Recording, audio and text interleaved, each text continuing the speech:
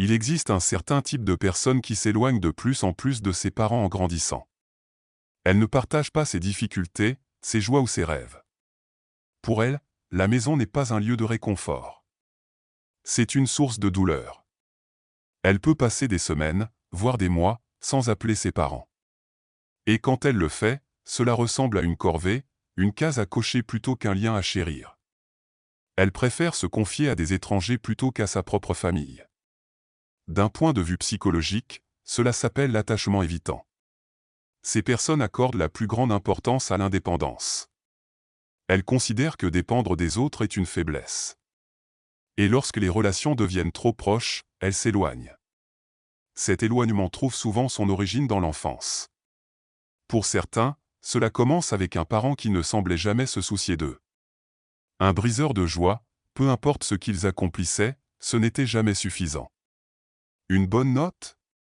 Pourquoi n'étais-tu pas premier? Un cadeau attentionné? Quelle perte d'argent? Il y a aussi le parent contrôlant. Celui qui déguise ses exigences en amour en disant « je fais ça pour toi ». Où est ta conscience? Mais leurs paroles ne nourrissent pas, elles contrôlent. Elles ne laissent aucune place à la voix de l'enfant, à ses désirs ou à son individualité. Les enfants élevés dans ces environnements grandissent en se sentant jamais assez bien. Ils apprennent à réprimer leurs émotions pour éviter les conflits et à garder leur distance. Ils transportent cela à l'âge adulte, peinant à créer des liens profonds et significatifs. Mais voici la vérité, la distance que tu ressens n'est pas de ta faute.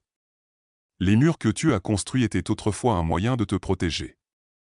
Mais aujourd'hui, ils t'empêchent de recevoir l'amour et la connexion que tu mérites. La guérison commence par la reconnaissance de la douleur. Autorise-toi à ressentir la tristesse, la colère, la déception. Ces émotions sont valides, elles font partie de ton histoire. Mais elles ne doivent pas définir ton avenir. Dis à l'enfant en toi que tu n'as rien fait de mal, tu es digne d'amour, de soins, de compréhension. Commence par t'aimer pleinement, sans t'excuser. Tu n'es pas les erreurs de ton passé. Tu n'es pas la douleur que tu as endurée, tu n'as pas à porter ce poids seul. Entoure-toi de personnes qui te voient, qui te valorisent, qui te rappellent ta valeur. Et rappelle-toi, tu n'es pas brisé. Tu es en train de guérir. Et c'est suffisant.